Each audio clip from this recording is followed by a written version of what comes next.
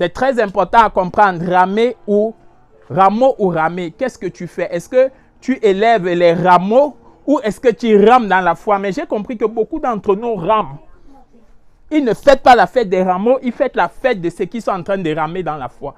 Ils fêtent le fait qu'ils sont en train de ramer dans les difficultés. Ils fêtent le fait qu'ils sont en train de ramer dans ce qu'ils ne comprennent pas. Ils fêtent le fait qu'ils sont en train de ramer dans leur frustration. Voilà pourquoi quelqu'un va commencer à crier dans toute l'église, Hosanna, Hosanna, Hosanna, Hosanna. Et quand il rentre à la maison, il est plus frustré, il est en colère, il est dans les bas, il est dans ceci, il est dans cela. Il ne s'épanouit pas dans sa vie chrétienne, mais il a fait une apparence. Et cette apparence a été tellement fausse que ces problèmes l'ont rattrapé. Ces problèmes l'ont dit, joue là-bas, attends-nous dehors. C'est aussi simple.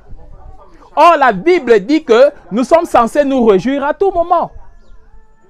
Maintenant, si nous comprenons pourquoi, à un moment donné, ces gens-là étaient obligés de visiter Jésus comme ça. Ça veut dire que les gens commençaient à voir sa royauté. Ce n'est pas lui qui a dit aux gens, dites Hosanna. Ce n'est pas lui qui a dit, béni soit celui qui vient des cieux. Ce n'est pas lui. Mais c'est les gens qui ont commencé à se rendre compte que c'est une réalité. C'est ce qu'il est en train de manifester. C'est sa royauté qui est en train de s'établir parce que son avènement était déjà là. Et dans la réalité, qu'est-ce qui se passe le plus souvent? Le plus souvent, notre avènement n'est pas encore là, mais nous voulons la chose avant le temps. Le plus souvent, notre frustration veut qu'on veut quelque chose là où Dieu n'est pas. Et c'est une guerre. On combat des choses où Dieu n'est pas et on se sent frustré et on dit que Dieu ne nous voit pas. Mais en fait, il n'était même pas au début. Pourquoi il va être à la fin? Est-ce que quelqu'un est avec moi? La Bible raconte l'histoire ici de pourquoi vous voyez comment les gens rament dans la foi tout en disant qu'ils sont de Dieu. La Bible nous parle ici, j'aime l'histoire, j'ai pris l'histoire de Thomas, j'ai pris l'histoire de Jean, j'ai pris l'histoire de Pierre. Pourquoi j'ai pris l'histoire de ces trois personnes? Nous commençons d'abord par Thomas. Il a une réputation de celui qui a été incrédule. Et c'est vrai que c'est à cause de lui que Jésus a dit, heureux ceux qui ne m'auront pas vu, mais qui vont croire. Parce que quand il lui a dit que Jésus est apparu avec ses trous, machin, il a demandé que quand je vais voir, je vais mettre mon doigt. C'est ça l'état d'esprit de certaines personnes. Ils sont dans la foi, mais ils disent que tant que je ne vois pas, je ne suis pas sûr. Mais je marche mécaniquement. Dieu n'a pas besoin des gens qui marchent mécaniquement. Dieu a besoin des gens qui savent qu'il est réel et qui va le faire. Que leur sang chauffe toujours parce que Dieu agit. C'est de ça que Dieu a besoin. Et c'est ce genre de personnes que quand il va fêter Hosanna, il sait ce qu'il est en train de fêter.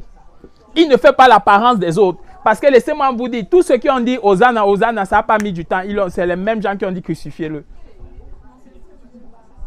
Mais ceux qui étaient réels dans cette fête-là en disant, nous croyons qu'il y a quelqu'un qui vient du haut des cieux. Il a un comportement différent. Je disais donc, Thomas, malgré qu'il a marché avec Jésus, il a eu cet état d'esprit. Jean-Pierre ont vu la transfiguration.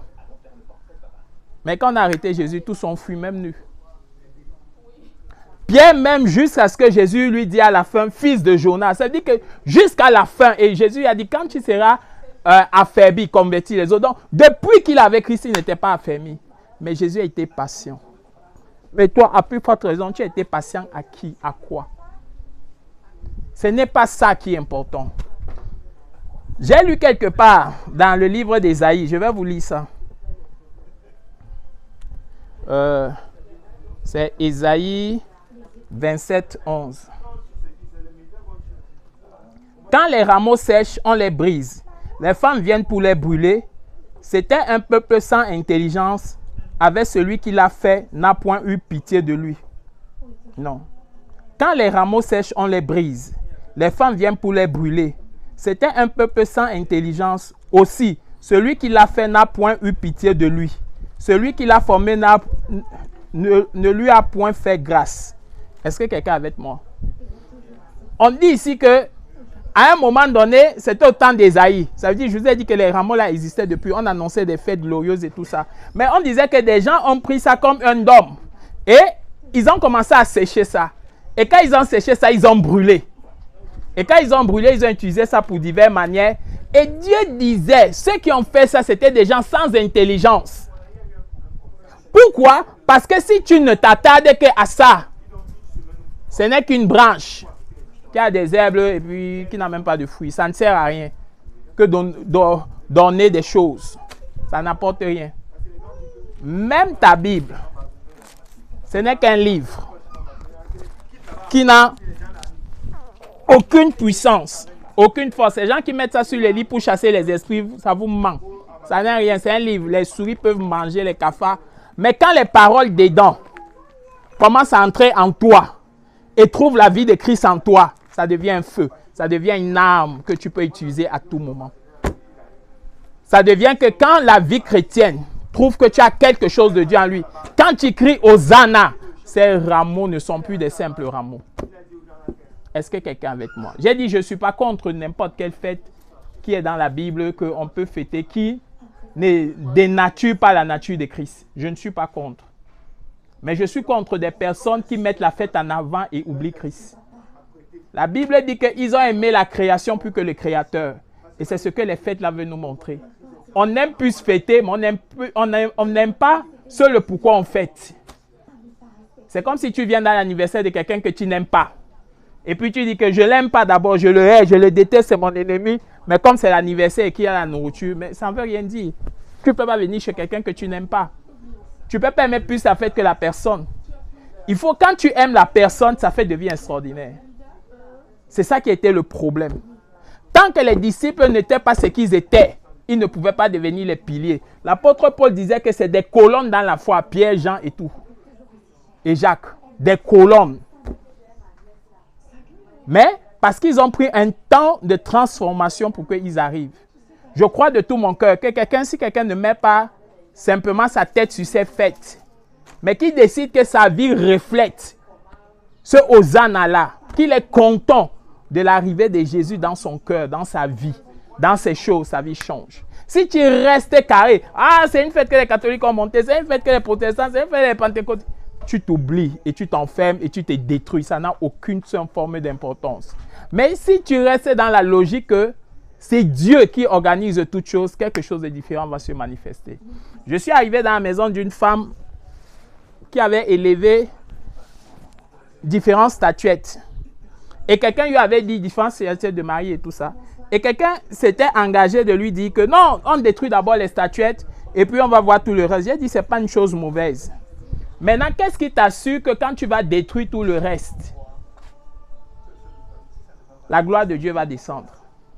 Mais au lieu d'arranger d'abord son cœur et qu'elle-même rejette ça naturellement, ça veut dire que Christ s'est manifesté. Que toi, tu veux faire physiquement ce qui doit être fait spirituellement. Il y a un problème dans la foi. Nous arrêtons sur des petites choses au lieu de s'arrêter sur ce qui est important, qui est Christ.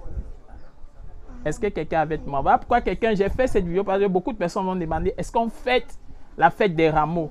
Donc, quand j'ai fini le culte, j'ai dit, j'enseigne sur ça. Je laisse une petite vidéo pour que les gens comprennent que seul Jésus est Seigneur.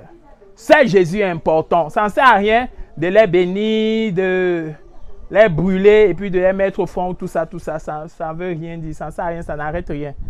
Mais si Christ est en toi, ça arrête toute chose.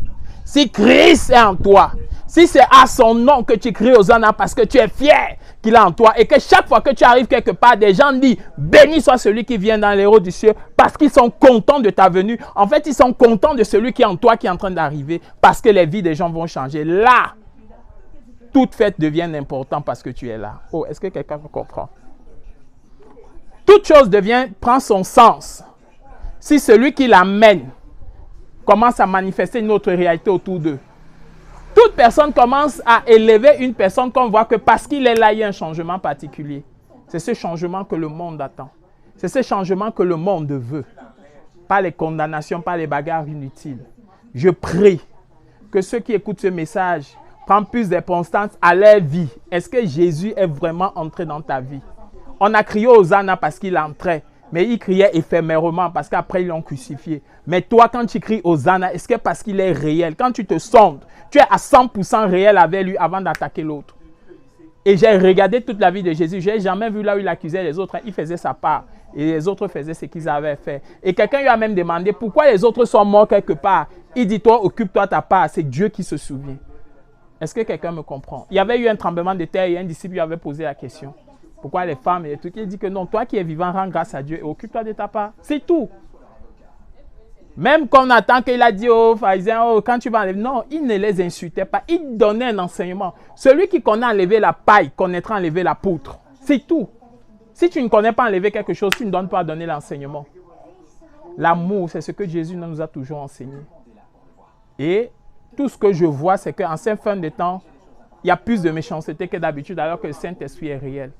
Alors manifestons l'amour et la grâce de Dieu. Que beaucoup de personnes fêtent la fête des rameaux, mais selon Jésus. Que leur cœur soit transformé en Jésus. Que leur vie reflète Jésus. Pas ce que l'apparence et ce que le monde veut faire. Que l'Éternel soit béni. J'ai été béni par rapport à cette petite vidéo. Que beaucoup de personnes aussi soient touchées à cause de ça. Au nom de Jésus-Christ de Nazareth. Je prie, parce que nous sommes dans la semaine de la guérison, que l'onction de Dieu touche ceux qui sont malades, cancéreux et tous qui souffrent de divers maux. Que Dieu vous guérisse. Ceux qui ont été violés, ceux qui ont été frustrés, ceux qui ont les âmes abattues au son de ma voix. Que l'onction de Dieu aille jusqu'à vous et que vous guérisse. Merci pour ceux qui seront connectés. Que Dieu vous rende justice. Amen.